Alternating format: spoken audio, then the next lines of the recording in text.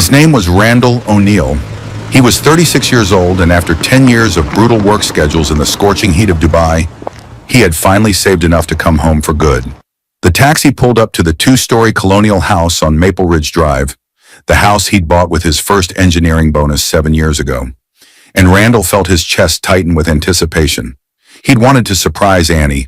No phone call, no warning, just show up with his bags and that stupid grin he knew she loved. They'd video called every week for the first 5 years, but the calls had gotten sparse lately. She'd said she was busy with her teaching job. He'd believed her. The November afternoon was crisp and clear, the kind of California weather that made people move across the country. Randall paid the taxi driver, $45 from the airport, and stood on the sidewalk for a moment, just looking at his house. Their house. The lawn was immaculate, better maintained than when he'd left. New flower beds lined the walkway. The exterior had been repainted from beige to a soft gray with white trim. It looked expensive. It looked like someone who cared lived there. The front door was unlocked. That should have been his first warning sign. Randall pushed it open, dragging his suitcase across the threshold, ready to shout, "Honey, I'm home," like some character in a sitcom. But the words died in his throat. The living room he'd furnished before he left. The simple IKEA couch they'd assembled together on a Saturday afternoon. The basic coffee table he'd found at a garage sale. The bookshelf stuffed with Annie's teaching materials and his engineering textbooks was gone, completely gone. In its place stood expensive leather furniture that looked like it belonged in a showroom, a massive 70-inch flat-screen television mounted on the wall with a soundbar underneath, and abstract art in heavy frames that screamed money. The walls had been repainted. The carpet had been replaced with hardwood floors. Even the light fixtures were different. Modern, geometric things that probably cost more than his monthly salary in Dubai. His confusion lasted exactly 3 seconds before he heard the laughter coming from upstairs.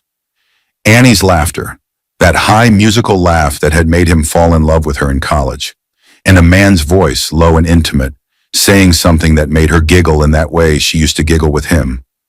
Randall's legs moved on autopilot, up the stairs. Each step felt like walking through water.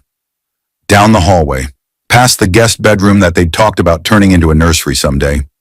Past the bathroom where Annie used to sing off-key in the shower.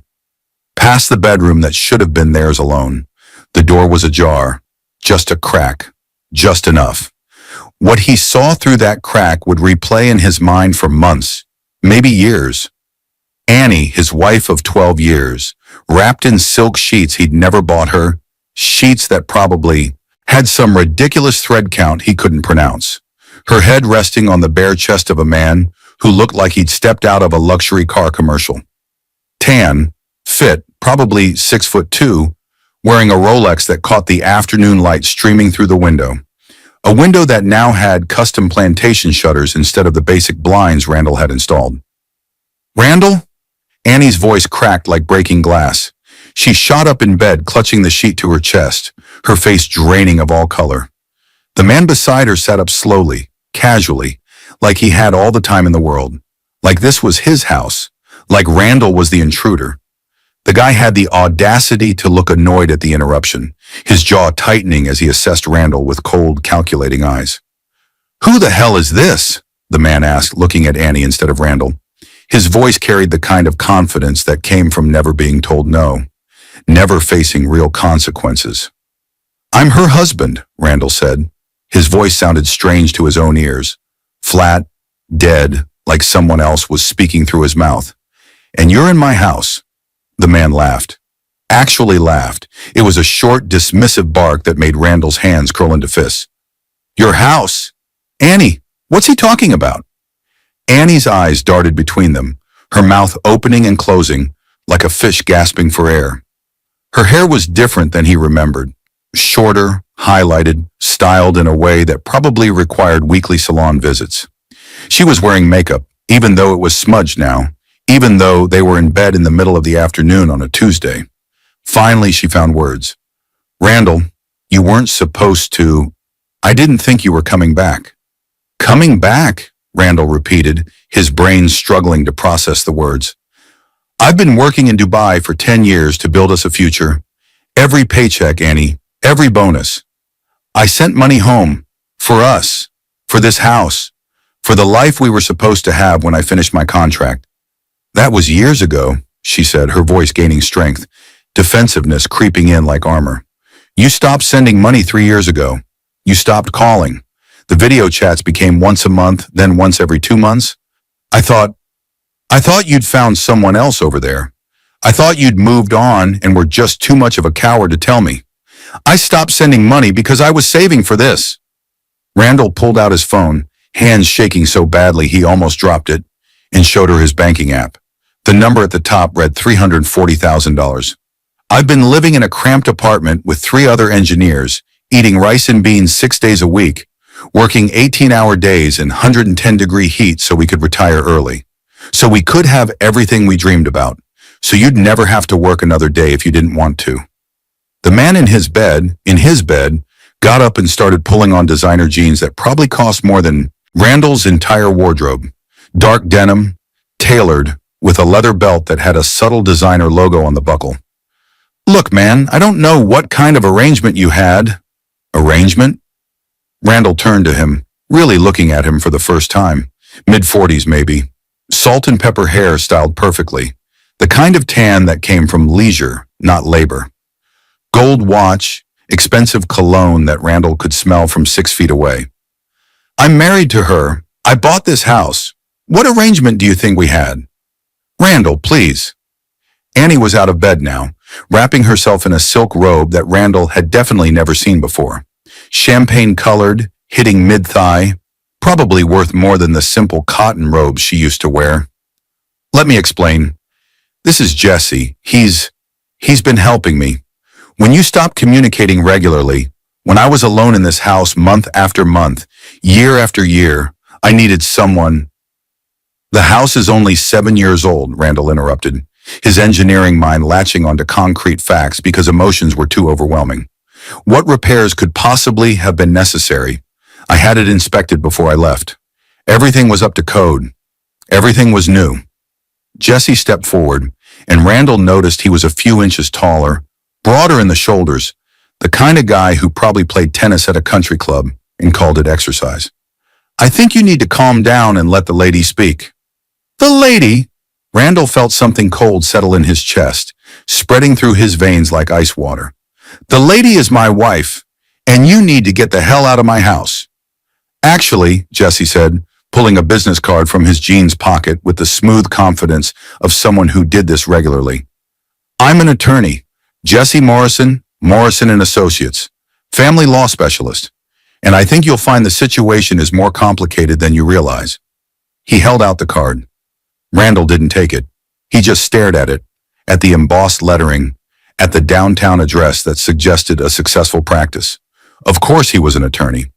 Of course, if you enjoy stories of betrayal, sweet revenge, and justice against the entitled, like this video and subscribe to the channel now.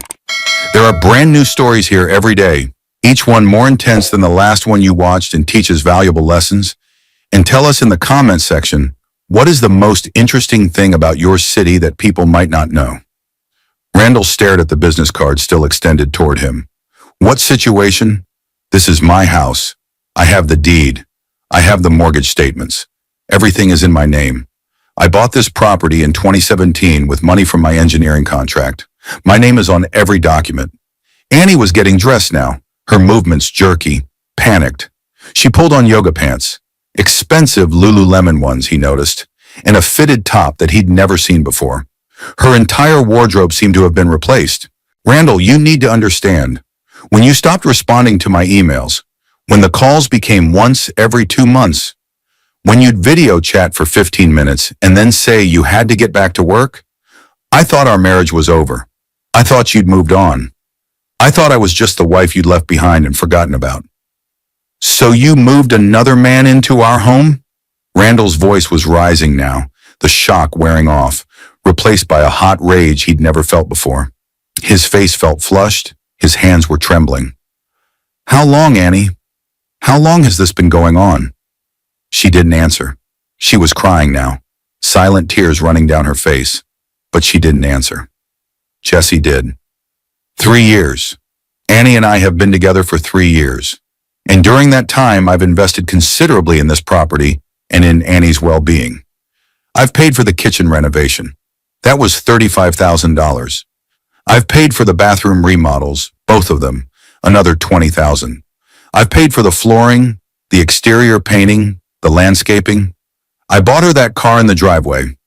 I've supported her emotionally and financially while you were off building your little nest egg in the Middle East. Her car? Randall pushed past them to the window, his heart hammering. In the driveway sat a silver Mercedes-Benz C-Class, gleaming in the sunlight like it had just rolled off the showroom floor. Next to it was a black BMW 5 Series sedan that undoubtedly belonged to Jesse. His old Toyota Camry, the reliable 2015 model he'd bought used and left for Annie, was nowhere to be seen. "Where's the Camry?" "I sold that piece of junk 2 years ago," Annie said quietly, dabbing at her eyes with a tissue she'd pulled from the nightstand. "It was falling apart. The transmission was going. The air conditioning didn't work. It had 200,000 miles on it. Jesse bought me the Mercedes." "You sold my car." Randall turned slowly. "You sold my car without asking me." "It was in my name," she said defensively. "You put it in my name before you left, remember? So I could handle the registration and insurance while you were gone." She was right. He had done that.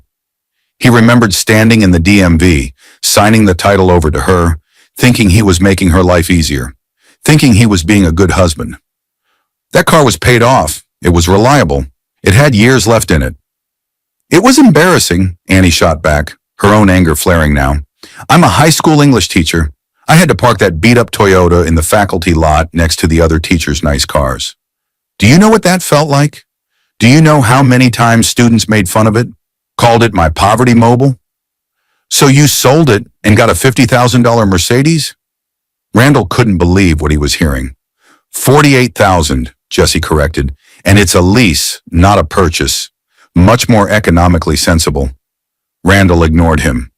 "Annie, I was working so you wouldn't have to worry about cars or money or anything. I was building our future." "A future you never included me in," Annie shot back, her face flushed, her voice rising to match his. "You made all these plans without asking me if I wanted to live in Dubai, without asking if I wanted you gone for a decade. You just decided, Randall. You decided for both of us. You took that engineering contract and you said it was for 3 years, and then it became 5, and then 7, and then 10, and I was supposed to just wait? Just put my life on hold while you chased your career halfway around the world?" There was truth in that. Randall felt it hit him like a physical blow, right in the center of his chest. He had made those decisions. The contract had started as 3 years. Then his company had offered him a promotion if he stayed 2 more years. Then there was a major project that needed his expertise. Then another promotion. And yes, he'd told Annie about each extension, but had he really asked her? Had he given her a choice? Or had he just presented it as a fait accompli, a decision already made? "Annie," Jesse said, putting a hand on her shoulder in a gesture that was clearly familiar, protective. "You don't have to explain yourself to him. You don't owe him anything." "Don't touch her," Randall said, his voice low and dangerous.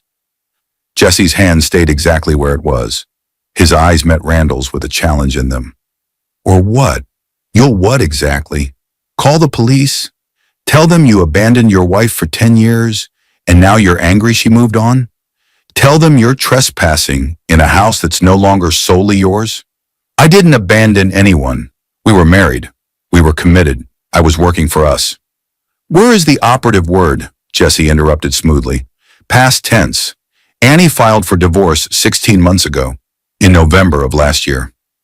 The room tilted. The floor seemed to drop out from under Randall's feet. "What?" Annie wouldn't meet his eyes. She was looking at the floor, at her hands, anywhere but at him. "I sent the papers to your work address in Dubai. I sent them certified mail. Signature required. I got confirmation they were delivered. You never responded. You never contested it. You never called, never emailed, nothing. The divorce was finalized 8 months ago, Randall, in March. We're not married anymore. We haven't been married for 8 months. Randall pulled out his phone again, his fingers fumbling with the screen. He opened his email app, went to his work email account, scrolled through his spam folder. There, buried among hundreds of automated notifications and filtered messages, was an email from Morrison and Associates law firm. The subject line read, "Final Divorce Decree, O'Neill versus O'Neill. Case number FL 2023-8847. The date stamp was from March 15th of this year. 8 months ago, just like she'd said. He opened it. There was a PDF attachment. He clicked it with trembling fingers. The document was official. Court seal, judge's signature, everything. Dissolution of marriage. Petitioner, Annie Marie O'Neill. Respondent, Randall David O'Neill. Grounds, irreconcilable differences and abandonment. Default judgment entered due to respondent's failure to respond. Division of assets to be determined at later hearing." "I never saw this," he whispered, his voice barely audible. Why would you send it to my work email? You know I barely check that. All our communication was through my personal—" "I sent it to both," Annie said. And now she was looking at him, her eyes red but defiant. "I sent it to your personal email, your work email, your LinkedIn account. I sent physical copies to your work address and to the last apartment address you gave me. I tried for months, Randall. I sent multiple notices. I tried to reach you on WhatsApp, on Facebook Messenger, on every platform we'd ever used. You never responded to any of it, not once. And then I gave up. I thought maybe you wanted the divorce too. Maybe you'd found someone in Dubai, and this was your way of letting me go without having to say the words." Randall scrolled frantically through his personal email now. There they were. Emails from Morrison and Associates, emails from Annie, emails with subject lines like important legal documents and divorce proceedings and final notice. All of them marked as spam by his email filter. All of them unread. He clicked on one dated 14 months ago, one of the first. It was from Annie's personal email address. "Randall, I can't do this anymore. I can't be married to someone who's never here. I can't keep waiting for a life that's never going to happen. I'm filing for divorce. You'll receive the official papers from my attorney. Please read them. Please respond. Even if you hate me, even if you think I'm making a mistake, please just respond so we can handle this properly. I'm sorry it came to this. I really am. Annie." He remembered that time period, November of last year. He'd been in the middle of a massive infrastructure project, working 20-hour days, barely sleeping. His company had upgraded their email system around then, and the new spam filters had been aggressive, catching everything that wasn't directly work-related. He'd complained about it to the IT department, said he'd deal with it later. But later had never come. The project had consumed him, and then there was another project and another, and he'd forgotten about the email issues entirely. "This is a mistake," he said, but his voice lacked conviction. "I never got these emails. I never agreed to a divorce. The marriage is still valid. It has to be." "It's not," Jesse said, and there was something in his voice now that almost sounded like pity. Almost. "California allows for default divorce when one party doesn't respond." Annie followed all the legal requirements. She sent notice to multiple addresses, both physical and electronic. She waited the required time period. She published notice in a local newspaper, as required by law when direct contact fails. She did everything by the book. The court granted the divorce in absentia, in your absence. "It's final, Randall. It's been final for 8 months. In absentia," Randall repeated numbly. The Latin phrase felt heavy on his tongue. "Like I'm dead. Like I don't exist." "Like you were absent," Jesse corrected, "which you were. For 10 years you were absent from your wife's life." The court recognized that reality and acted accordingly. "You're telling me I flew home to my wife, to my house, and I don't have either anymore?" Randall's voice was rising again, cracking. "You're telling me I spent 10 years working myself to exhaustion, living like a monk, saving every penny, and it's all for nothing?" "The house is a different matter," Jesse said, and now his tone shifted, becoming more businesslike, more professional. Under California community property law, Annie is entitled to 50% of all marital assets accumulated during the marriage. That includes this house, which was purchased in 2017 during your marriage. It doesn't matter whose name is on the deed or who made the mortgage payments. Community property means it belongs to both of you equally. With money I earned. With money earned during the marriage, which makes it community property under California law, Jesse said patiently, like he was explaining something to a child. I've been advising Annie on this matter. The house was appraised last month at $480,000. That's current market value based on the improvements made and the neighborhood appreciation. Annie's share is $240,000. My suggestion is that you buy her out for that amount or sell the property and split the proceeds. Those are your two options. Randall felt like he was drowning, like the walls were closing in. $240,000?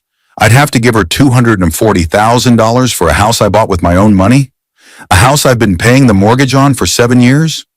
Community property, Jesse said again, like it was a magic phrase that explained everything. And before you get any ideas about fighting this in court, you should know that Annie has documented everything.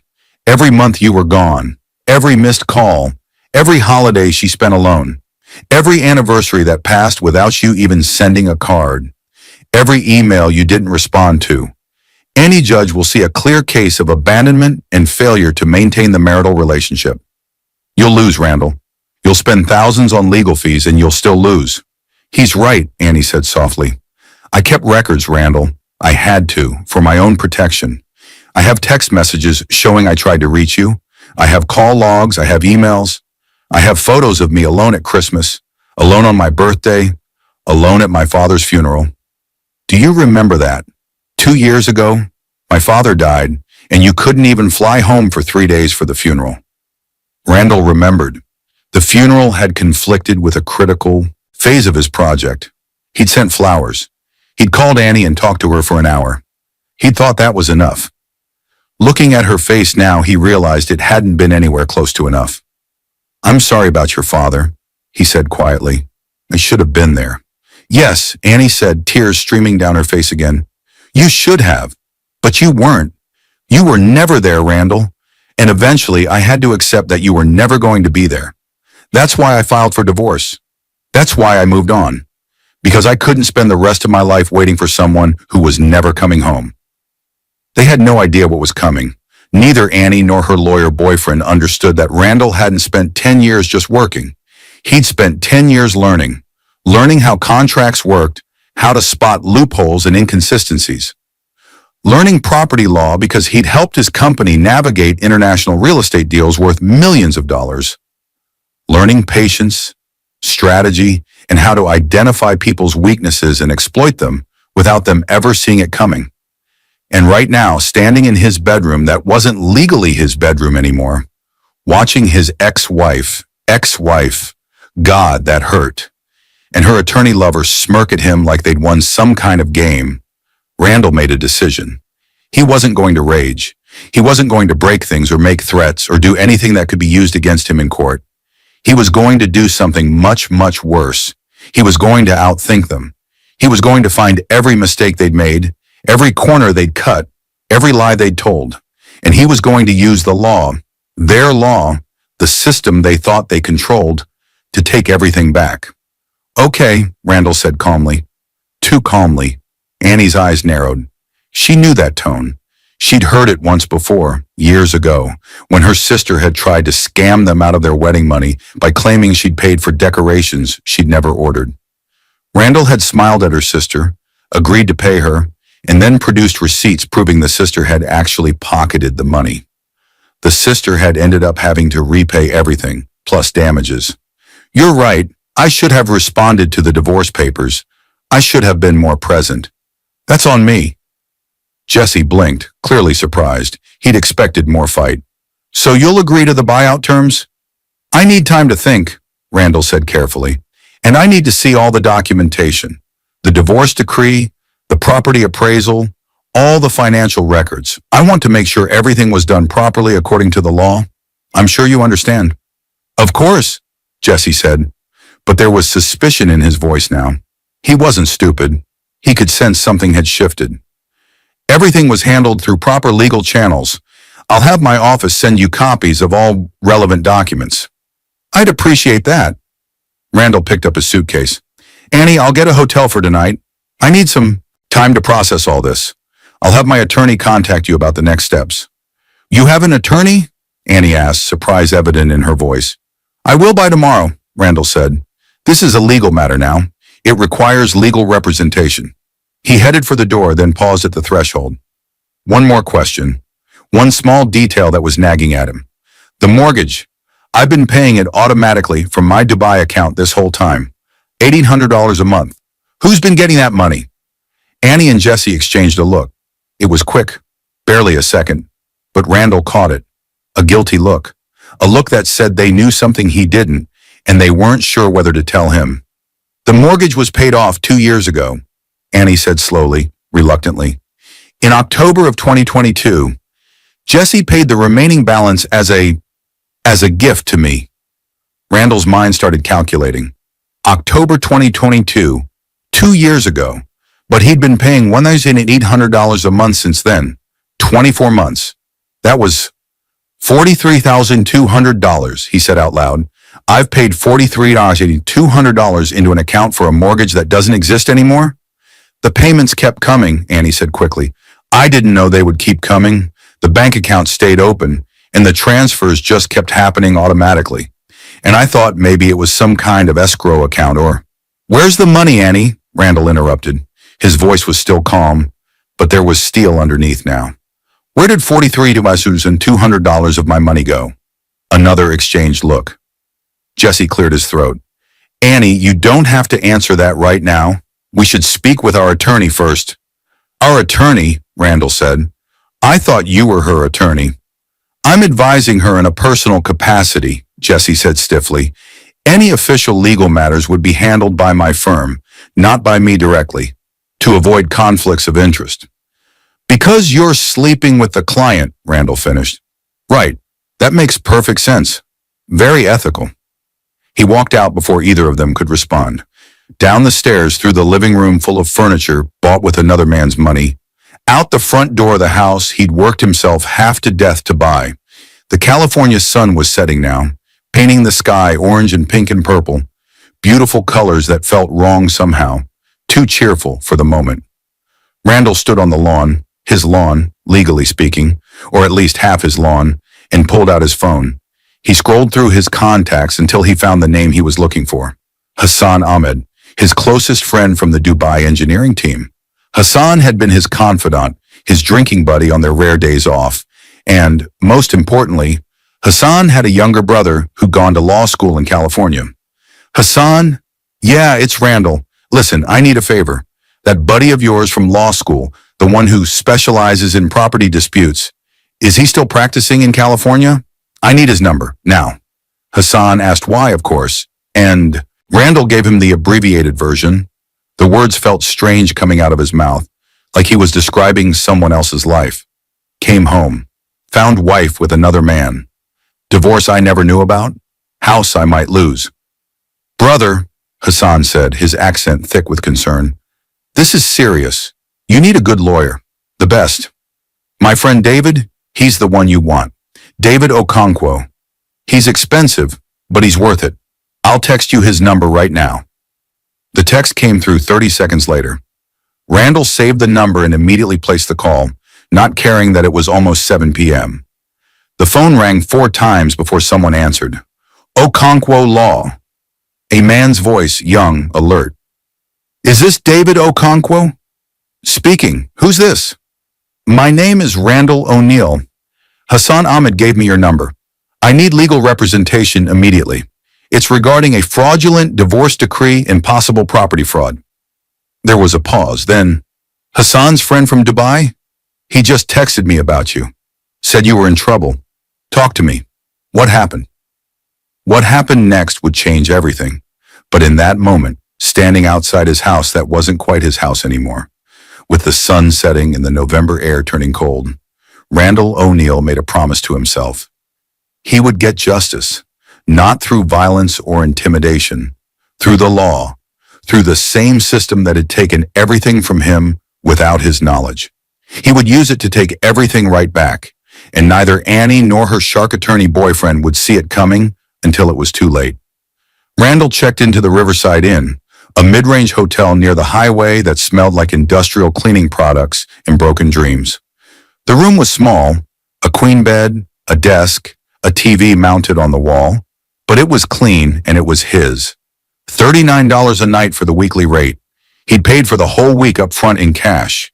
It was nearly midnight before he could bring himself to open his laptop. The divorce decree was there in his spam folder, along with dozens of other emails he'd never seen, never read, never responded to. Annie's attorney, Morrison and Associates, had been thorough, maybe too thorough. Every email was formatted identically, with the same legal footer, the same case number, the same reference to O'Neill vs. O'Neill, case number FL 2023 8.47. All of them sent from the same email address, legalmorrisonassociateslaw.com. Something about that bugged Randall. He'd worked with enough attorneys in his engineering career to know that law firms usually personalize their correspondence. Different attorneys had different styles, different signatures, different approaches, but these emails were all identical, like they'd been generated from a template, like someone had created them all at once and scheduled them to send at different times. He called Hassan back. It was 8 in the morning in Dubai, which meant his former colleague would be at the construction site already, wearing his yellow safety vest and barking orders at the crew in a mixture of English and Arabic. "Hassan, I need you to check something for me," Randall said. "The divorce papers Annie's attorney sent through the company email system. Is there any way to verify when they were actually delivered versus when they claim they were delivered?" "Metadata," Hassan said immediately. "Every email has headers that show the real routing information. Timestamps, server details, IP addresses. If someone backdated an email, the headers would show the discrepancy." "Why? You think they backdated something?" "I think I want to know for sure. Give me until tomorrow. I'll talk to Rashid in IT. He owes me a favor after I covered for him when he was late to that safety meeting." Hassan promised to call back with information. Randall hung up and started making a list on a piece of hotel stationery. Everything he knew, everything he suspected, everything that didn't add up. Divorce finalized 8 months ago, March 2024. Jesse and Annie together for 3 years, started 2021. Mortgage paid off 2 years ago, October 2022. Payments continued from Randall's account, 4,800 month x 24 months versus 43,200. Annie sold his car without his knowledge, approximately 2022, house appraised at $480,000 last month. All divorce notification emails formatted identically. Jesse is both Annie's attorney and her boyfriend. That last point stuck out. There was something unethical about that, wasn't there? An attorney wasn't supposed to have romantic relationships with their clients during active cases. It was a conflict of interest.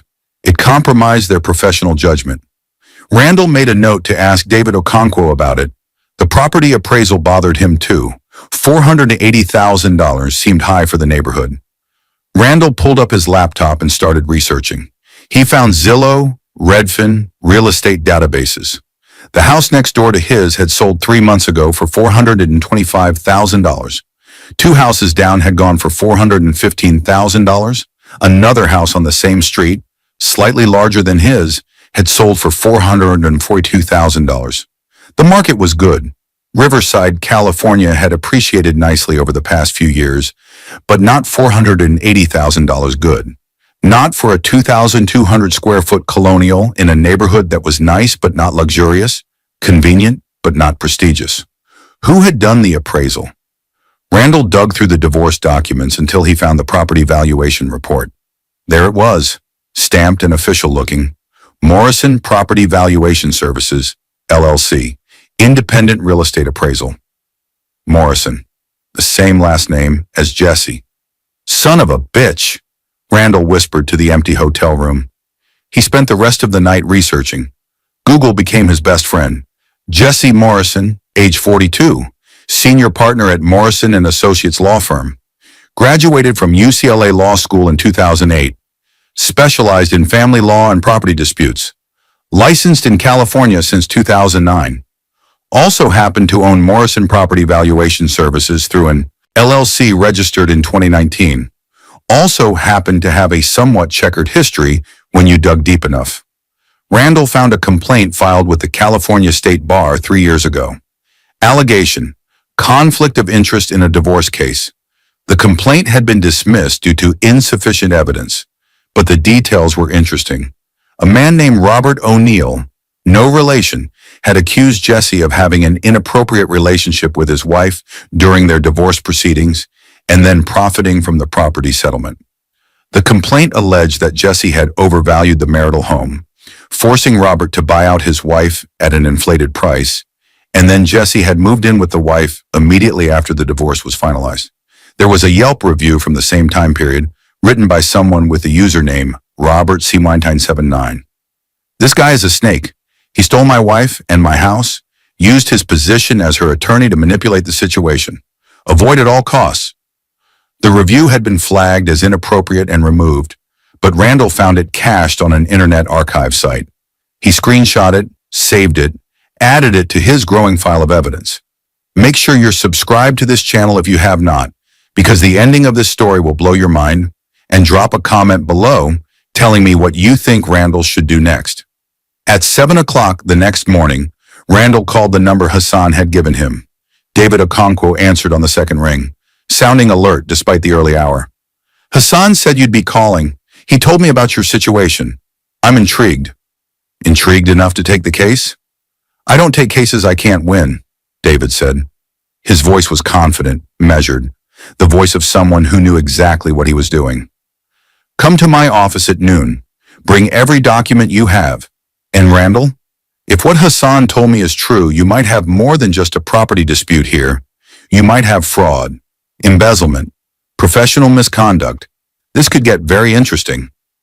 David's office was in a renovated industrial building in downtown Riverside, all exposed brick and floor-to-ceiling windows overlooking the city. The waiting area had modern furniture and legal journals neatly arranged on a coffee table. A young receptionist with purple hair and a nose ring greeted Randall and told him Mr. Okonkwo would be right out. David Okonkwo emerged 2 minutes later. He was younger than Randall expected, maybe early 30s, dressed in a sharp charcoal suit that fit perfectly. He was tall, maybe 6'1", with dark skin, short hair, and intelligent eyes that seemed to catalog everything in seconds. His handshake was firm, professional. Mr. O'Neill, come on back. His office was organized chaos. Law books on shelves, files stacked on the desk. A whiteboard covered in notes and diagrams. 2 computer monitors displayed legal documents and property records. David gestured to a leather chair across from his desk. Sit. Tell me everything. Don't leave anything out, even if you think it's not important. Randall talked for 45 minutes straight. He started with leaving for Dubai 10 years ago. The gradual breakdown of communication with Annie, coming home to find her with Jesse Morrison, the divorce he'd never known about, the property appraisal that seemed too high. He showed David the emails he'd found in his spam folder, the bank statements showing the continued mortgage payments, the property records he'd researched online. David took notes on a yellow legal pad, occasionally asking clarifying questions. When Randall finished, David leaned back in his chair and steepled his fingers. Okay, let's break this down. You've potentially got several things happening here. Several? First, the divorce itself. California allows for default divorce when one party doesn't respond, but there are procedures that must be followed exactly. If those procedures weren't followed correctly, the divorce could be invalidated. Second, the mortgage payments. If Annie knew the mortgage was paid off and didn't inform you that your automatic payments were going into her personal account, that's fraud. That's theft. Third, the property appraisal. If Jesse overvalued the property to force a higher buyout payment, and he used his own appraisal company to do it, that's another fraud. And fourth, Jesse's relationship with Annie during the divorce proceedings. That's a massive ethical violation for an attorney.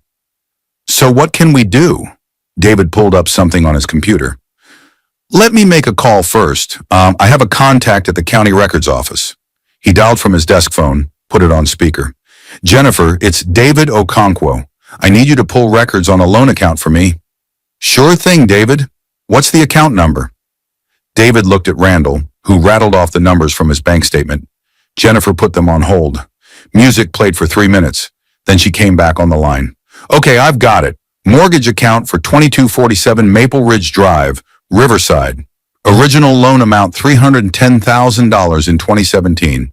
Satisfied in full in October 2022 with a lump sum payment of $280,000. That was the remaining balance at the time. Who made the payment? David asked. Let me check. It came from an LLC. Morrison Holdings, LLC. Registered agent is a Jesse L. Morrison. David's eyebrows went up. He glanced at Randall, then back at the phone. And after the mortgage was satisfied, what happened to the account? Looks like it was converted to a regular checking account. Name on the account changed to Annie M. O'Neill, sole owner. Wait, that's weird. What's weird?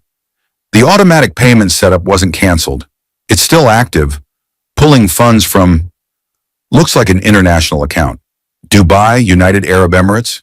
The payments are still coming in monthly, $800 each. So someone's been depositing money into Annie O'Neill's personal account for the last 2 years? That's what it looks like. The deposits are still happening. Last one was 3 days ago, November 4th, 2024. David thanked her and hung up. He turned to Randall with a smile that was equal parts professional and predatory. You're not going to believe this. Try me. I've had a lot of unbelievable things happen in the last 24 hours. The mortgage was paid off in October 2022 by Jesse Morrison, just like Annie said. But here's the thing. The account stayed open, and instead of being a mortgage account, it became a regular checking account in Annie's name only. And your automatic payments, they kept coming every month for the last 2 years. That's not an accident, Randall. That's not a mistake. Annie knew those payments were coming in. She never told you the mortgage was paid off. She never redirected those payments. She never mentioned that you were essentially giving her $800 a month in free money. That's fraud. That's embezzlement. That's a dozen different civil violations and at least 2 criminal ones. Randall felt something cold and sharp settle in his stomach. She's been stealing from me. Technically, you've been making unauthorized deposits into her account. But the fact that she never told you the mortgage was paid off, never redirected those payments, never mentioned that you were giving her free money every month, that's fraud by omission. And the fact that Jesse knew about it, because he had to have known he's her attorney and her boyfriend, that makes him complicit, an accessory. What can we do? David's smile widened. We can do a lot, Randall. But first, I need you to tell me something honestly. Do you want your house back, or do you want revenge? I want what's fair. That's not what I asked. Randall thought about Annie's face when he'd walked into that bedroom.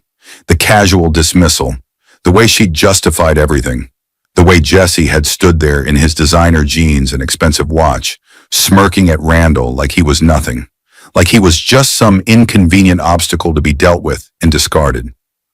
I want both, Randall said. David nodded slowly, like Randall had just passed some kind of test. Then here's what we're going to do. The strategy session lasted 3 hours. David laid out a plan that was methodical, thorough, and absolutely devastating. First, they would file an emergency motion to freeze all assets related to the divorce settlement. Second, they would submit the bank records showing the continued mortgage payments as evidence of fraud. Third, they would request a new independent property appraisal from a certified appraiser with no connection to either party. And fourth, this was the part that made Randall's heart race. They would file a formal complaint with the California State Bar against Jesse Morrison. You can't have a romantic relationship with your client during active legal proceedings, David explained.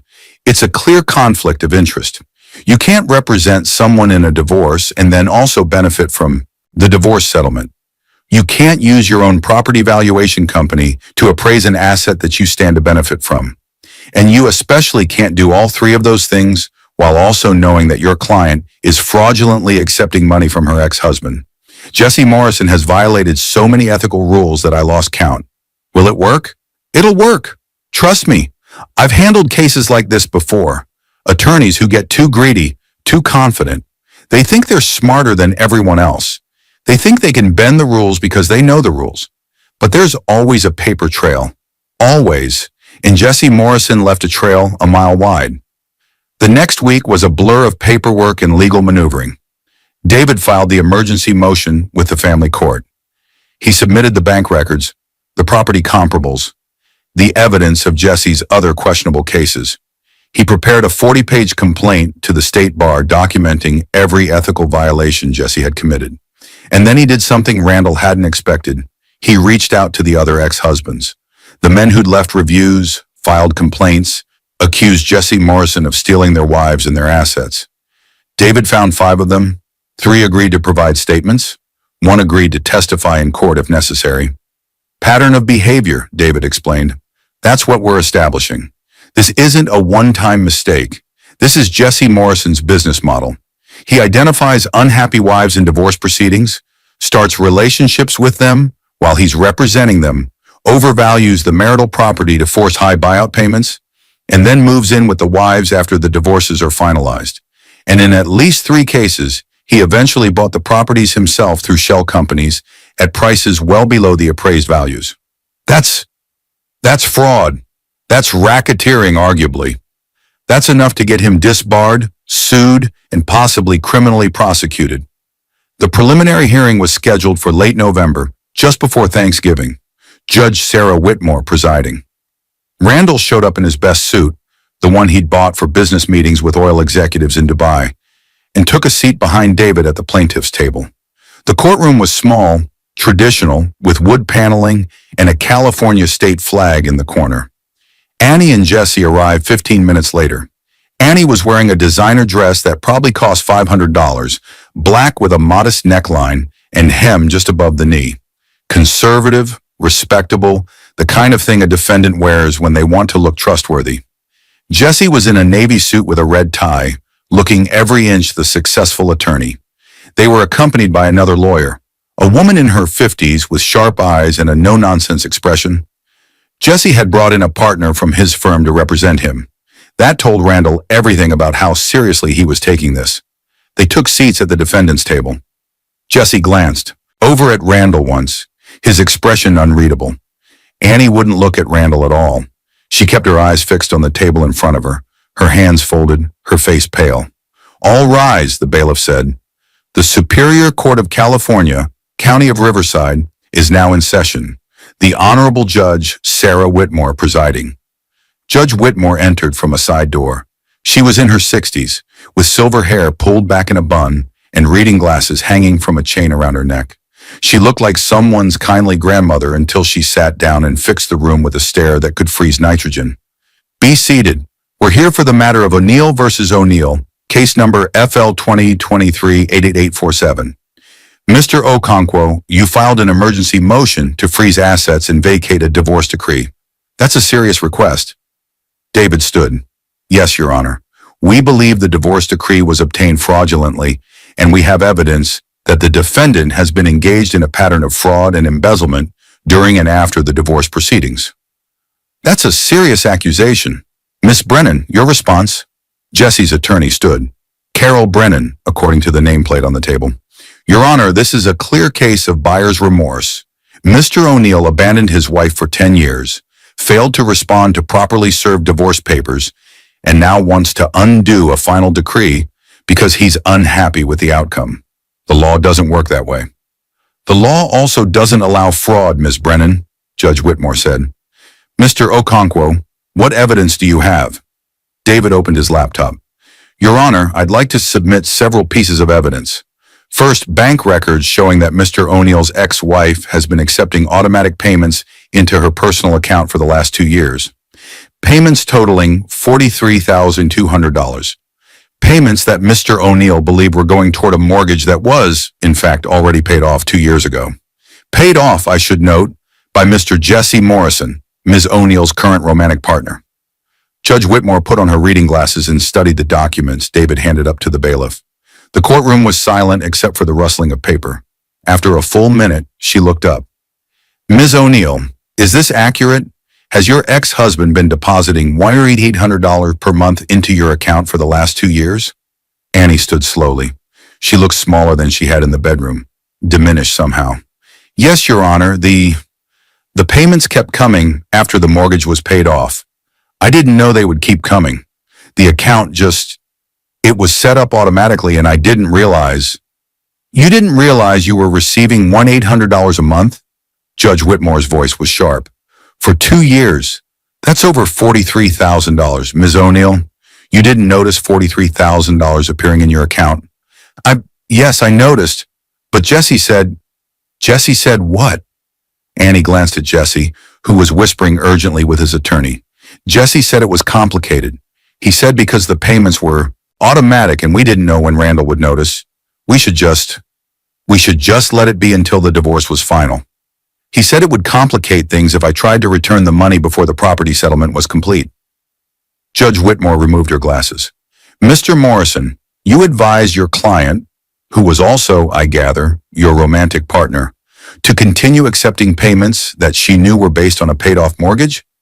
Payments that her husband believed were going toward a debt that no longer existed? Jesse stood.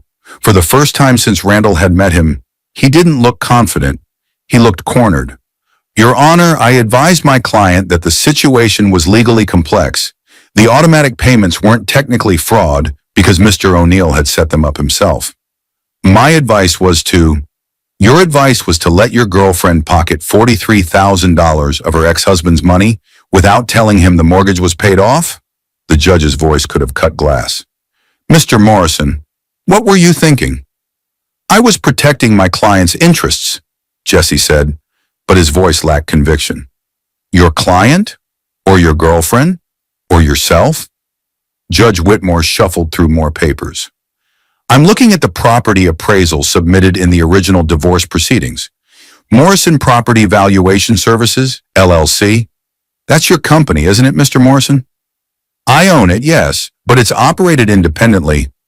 By whom? Who conducted the appraisal? Jesse hesitated. I supervised the appraisal, but a licensed appraiser did the actual. Who works for you? Who you pay? Who has a financial interest in making you happy? Judge Whitmore put the papers down. Mr. Okonkwo, you said there was more? If you're enjoying this story, hit that like button and let me know in the comments what you would have done in Randall's situation. David stepped forward. Yes, Your Honor. We've identified a pattern of behavior. Mr. Morrison has been involved in 17 divorce cases over the past 5 years where he represented the wife. In 12 of those cases, Morrison Property Valuation Services conducted the appraisal. In 9 of those cases, Mr. Morrison began romantic relationships with the wives during or immediately after the divorce proceedings. And in 7 cases, properties that Mr. Morrison's company appraised at high values were later sold at significantly lower prices to buyers connected to Mr. Morrison's business interests. The courtroom erupted. Carol Brennan was on her feet, objecting. Annie was crying. Jesse was pale, his jaw clenched. Judge Whitmore banged her gavel once, sharply. Order! Ms. Brennan, sit down. Mr. Morrison, do you have a response to these allegations? Jesse was on his phone now, typing frantically. His attorney was whispering to him urgently. Finally, he stood. Your Honor, these allegations are taken out of context. My professional conduct has always been. Your professional conduct is exactly what's in question here, Judge Whitmore interrupted. This court will not be party to fraud, Mr. Morrison. The divorce decree is hereby vacated pending a full evidentiary hearing. All assets are frozen. Ms. O'Neill, you are ordered to cease any further spending from the account containing Mr. O'Neill's payments. Mr. Morrison, I'm referring this matter to the State Bar for immediate investigation. And if I find out that you've engaged in a pattern of defrauding clients and ex-husbands, I will personally ensure that you never practice law in this state again. Your Honor, Carol Brennan tried again, your client has a lot of explaining to do, Ms. Brennan. This hearing is adjourned. We'll reconvene in 30 days for a full review of all financial transactions related to this marriage and divorce. Mr. O'Neill, you're free to return to your home. Ms. O'Neill, you have 72 hours to vacate the property. Bailiff, next case. The gavel came down. It was over. Randall sat back in his chair, barely able to process what had just happened. He felt David's hand on his shoulder, a brief squeeze of congratulations. Across the aisle, Annie was sobbing into her hands. Jesse was on his phone, calling someone, probably another attorney, his face flushed with anger and fear. But Randall didn't feel triumphant. He felt empty, hollow. He'd won, but it felt like losing. Because the marriage was still over. The trust was still broken. The life he'd imagined was still gone. Still, justice had been served. And sometimes that had to be enough. That evening, Randall sat in his hotel room and stared at his phone. There were 17 missed calls from Annie, 12 text messages. The texts had started apologetic and devolved into desperate. "Please call me Randall. I'm so sorry I didn't know what Jesse was doing. He said everything was legal. Please, I need to talk to you. Where am I supposed to go? I have nowhere to go." Randall didn't respond. Not yet. He needed time to think, to process everything that had happened. His phone rang again. He almost didn't answer, but the caller ID showed Hassan's number. "Randall, Habibi, I've got the information you wanted." Rashid pulled the email metadata. "And the divorce notification emails, the ones Annie's attorney supposedly sent you? They're backdated, all of them. The metadata shows they were all created on the same day, October 15th of last year. But they were sent out over a period of several weeks with timestamps that made it look like they'd been sent on different dates. That's illegal. Very illegal. It means Annie and her lawyer were planning the divorce strategy before she even filed. They created a paper trail to make it look like they'd done everything properly, but they were really just trying to stack the deck. They knew you wouldn't see the emails because of your spam filter, and they deliberately spaced them out to make it look legitimate. Hassan, you're a lifesaver. Just don't get married again without a prenup, yeah? Randall called David immediately and relayed the information. David was quiet for a long moment. This changes things. This isn't just sloppy legal work. This is premeditation. This is conspiracy.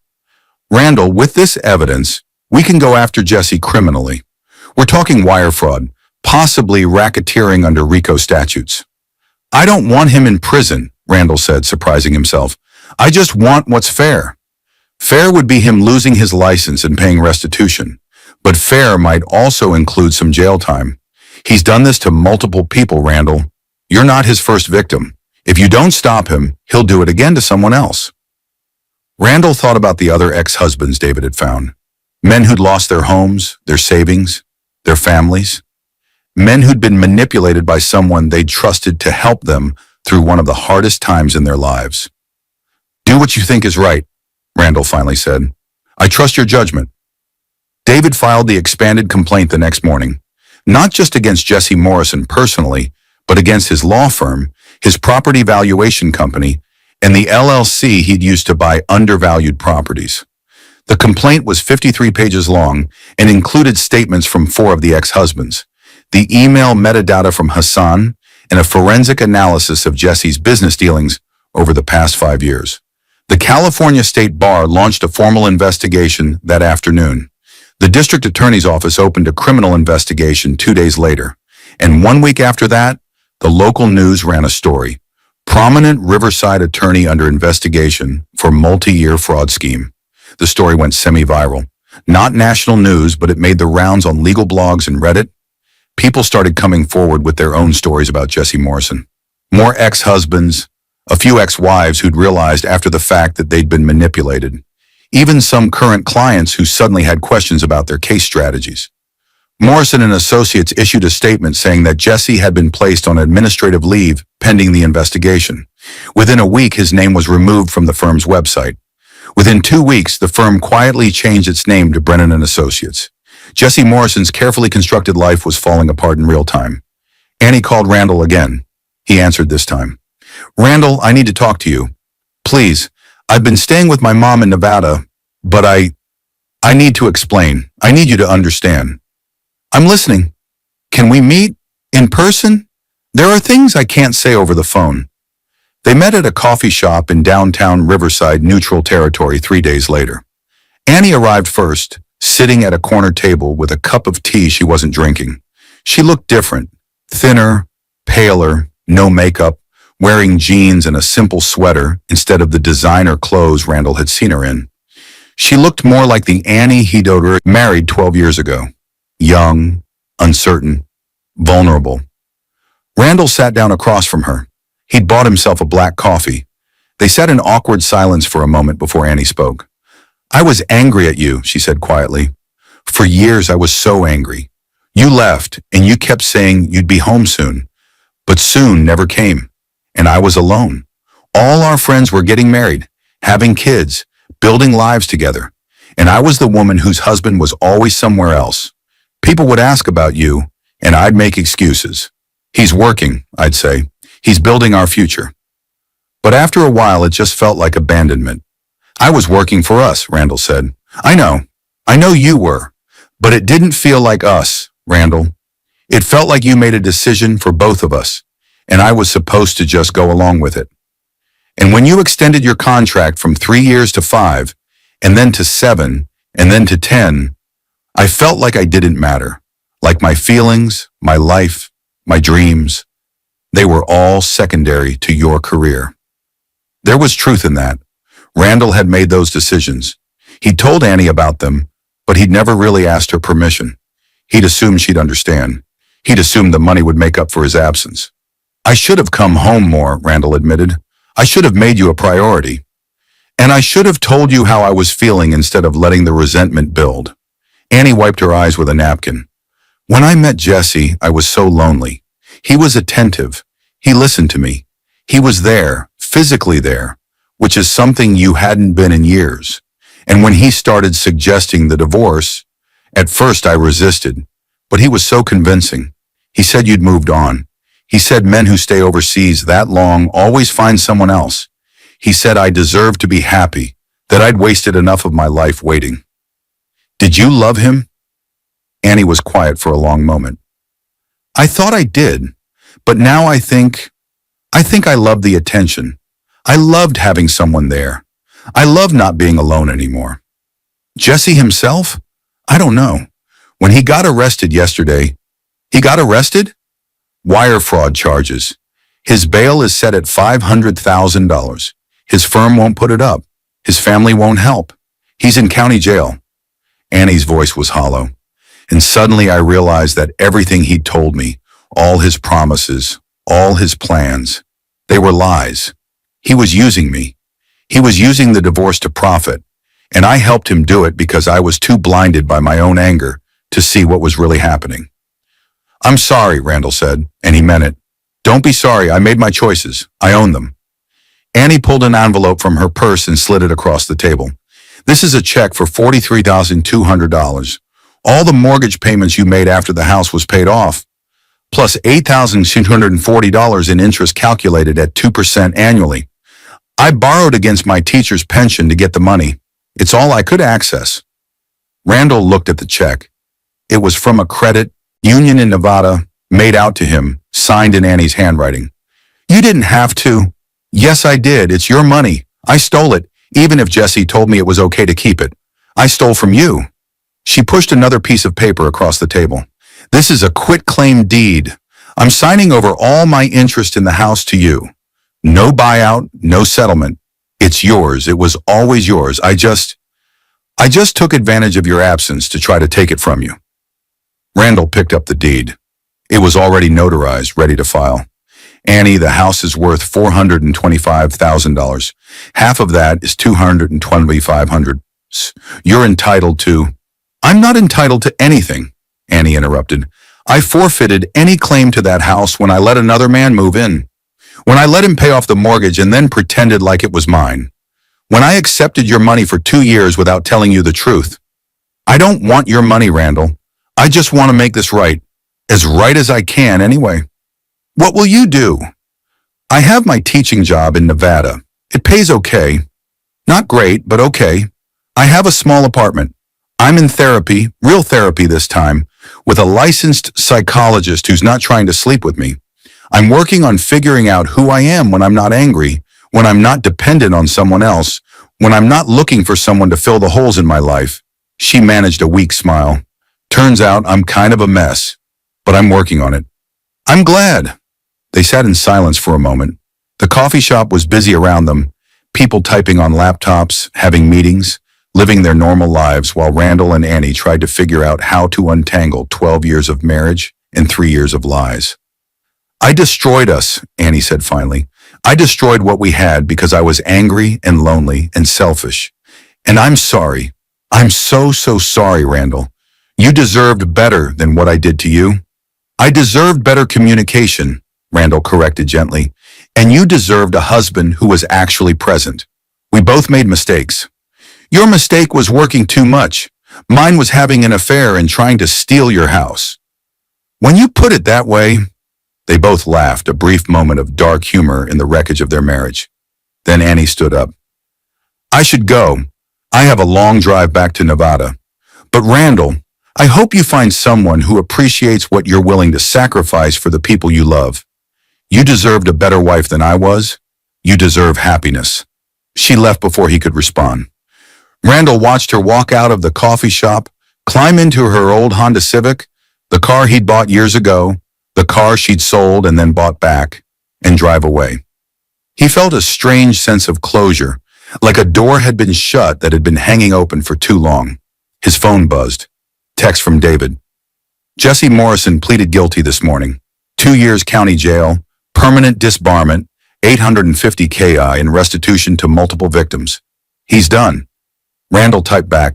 "And Annie? She cooperated with the prosecution, testified against him. No charges filed. DA said she was a victim too, manipulated by someone in a position of power. That seemed fair. Annie had made terrible choices, but Jesse had orchestrated the whole thing. He'd used his legal expertise, his charm, his position of authority to manipulate a lonely, angry woman into helping him commit fraud. Annie was guilty, yes, but Jesse was the mastermind." Over the next few weeks, Randall settled back into his house. The first thing he did was hire movers to remove all the furniture Jesse had bought. The leather couch, the expensive art, the designer lamps, all of it went to a consignment shop. Randall replaced it with simple, comfortable furniture that he actually liked. Nothing designer, nothing expensive, just functional pieces that felt like home.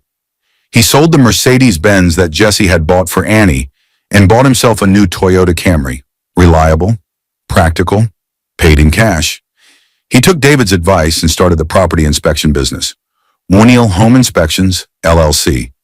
It turned out that having an engineering background made him excellent at spotting problems in houses, foundation cracks, electrical issues, water damage, structural concerns.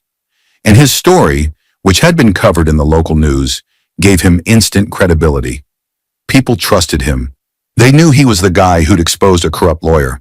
They knew he couldn't be bought or manipulated. Within 3 months, he had more business than he could handle alone. He hired 2 assistant inspectors, one a recent engineering graduate, the other a contractor with 30 years of experience. Within 6 months, he'd opened a second office in San Diego. Within a year, O'Neill Home Inspections was one of the most respected firms in Southern California. The work was satisfying in a way that his overseas engineering projects had never been. He was helping people make informed decisions about the biggest purchases of their lives. He was protecting families from predatory sellers and bad deals. He was making a real, tangible difference.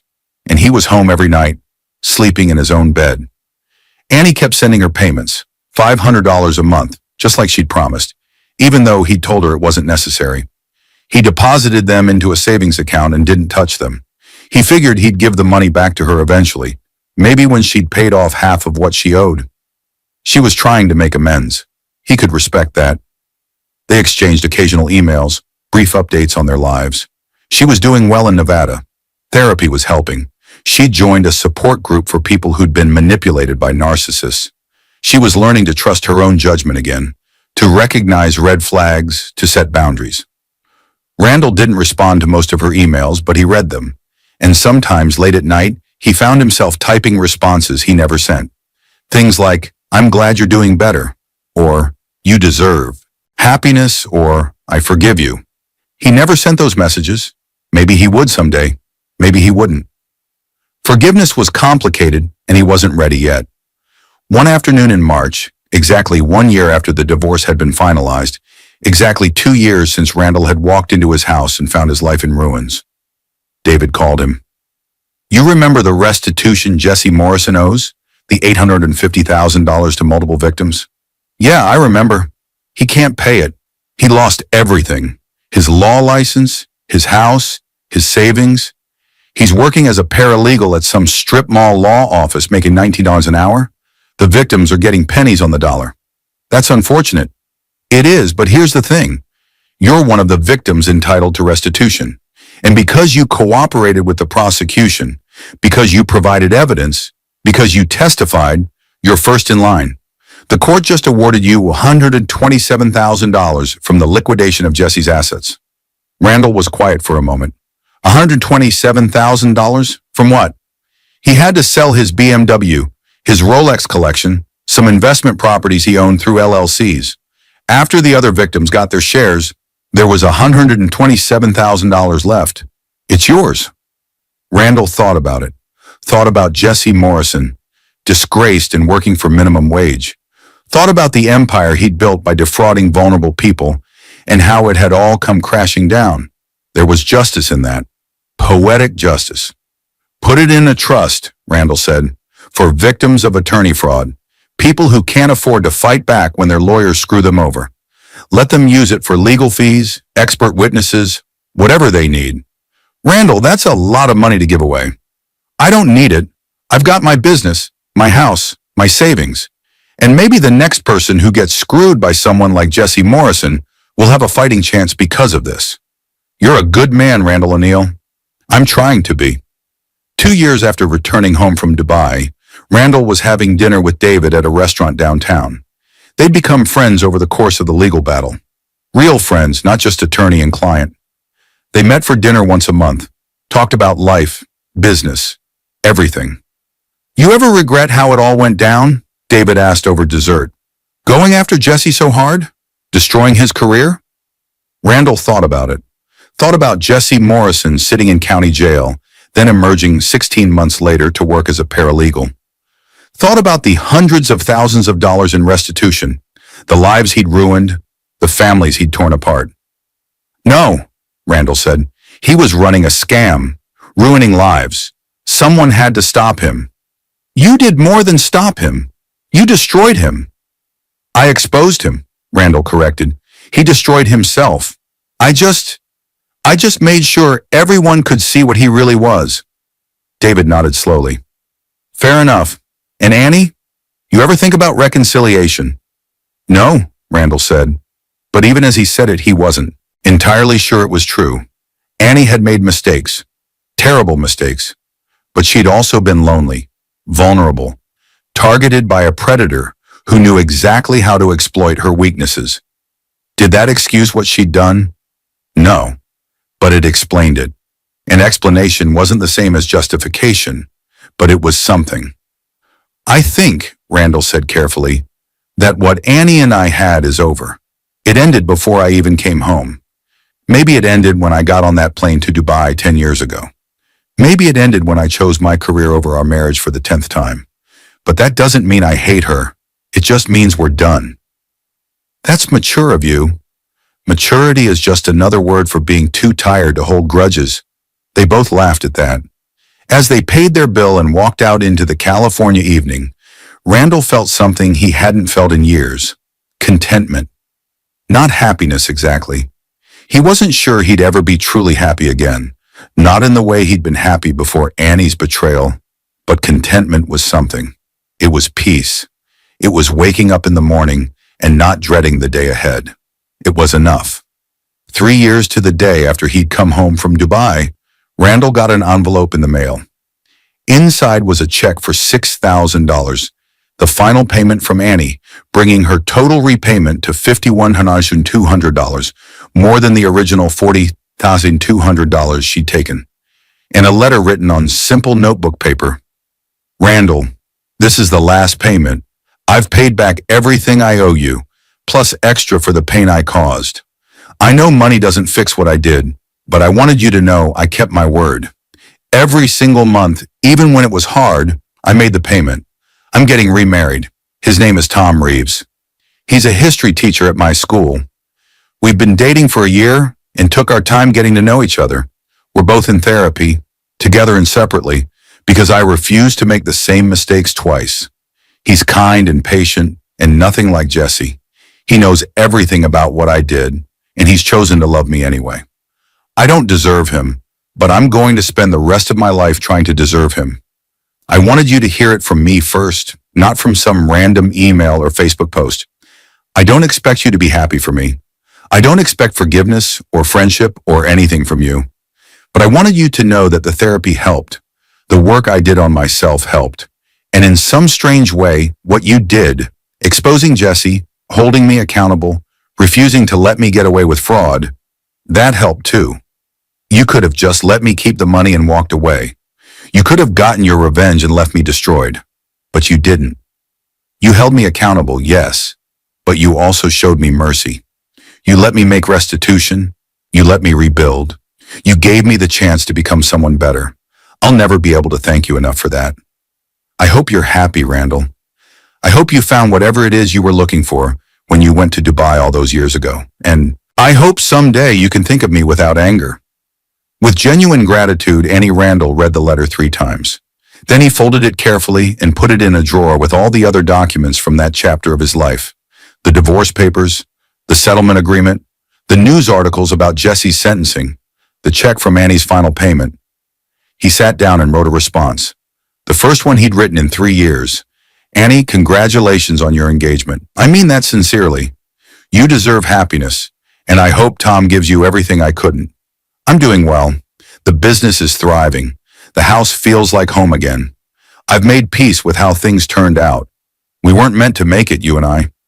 We wanted different things, and I was too blind to see it until it was too late. That's on both of us. I forgive you. I should have said that sooner, but I wasn't ready. Now I am.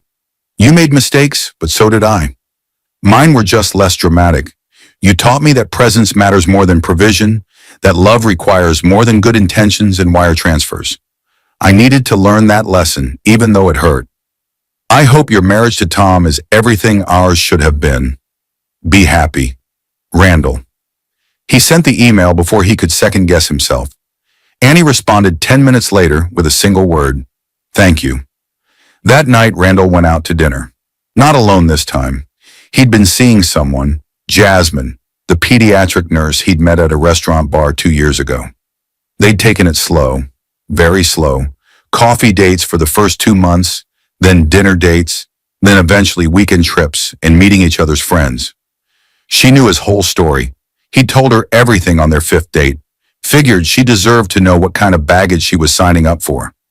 She'd listened without judgment and then said, "We've all got baggage. The question is whether you've learned from it." He thought he had. He made time for her. He was present, engaged, attentive. He didn't make promises he couldn't keep. He didn't let work consume him. He showed up. And tonight, sitting across from her at a nice restaurant, holding her hand across the table, Randall realized something. He was happy, not content, not at peace. Actually, genuinely happy. "What are you smiling about?" Jasmine asked. "Just thinking about how things turned out." "Good thoughts?" "Yeah, good thoughts." Sometimes the best revenge isn't revenge at all. It's letting people face the consequences of their own actions while you move forward with your life. Sometimes justice means holding people accountable without destroying them. Sometimes forgiveness means letting go of anger, even when the hurt remains. Randall had learned all of that the hard way. He'd learned that you can't spend 10 years building a future with someone who isn't there. That presence matters more than provision. That love requires more than money and good intentions. It requires time, attention, showing up for the hard moments. He'd also learned that betrayal doesn't have to break you. That you can survive the worst day of your life and come out stronger. That happiness is possible even after everything falls apart. Would he do things differently if he could go back? Yes. He would have come home more often. He would have checked his email more carefully. He would have realized that a marriage can't survive on video calls and wire transfers. He would have chosen Annie over his career, at least sometimes. But he couldn't go back. None of us can. We can only move forward with the wisdom we've gained from our mistakes. Randall O'Neill had lost his wife, lost 2 years to legal battles, lost the future he'd imagined for himself. But he'd gained something too. self-respect, a successful business, real love with someone who valued him, and the knowledge that he could survive betrayal and come out whole on the other side. That was worth more than any house, more than any marriage built on absence and resentment, more than any amount of money sitting in a Dubai bank account. It was worth everything. If you enjoyed this story, like this video, and leave a comment telling me what you thought and what you learned. And if you're not already subscribed to the channel, please subscribe and hit the notification bell to get alerts for new stories like this one. Thanks for watching, and I'll see you next time.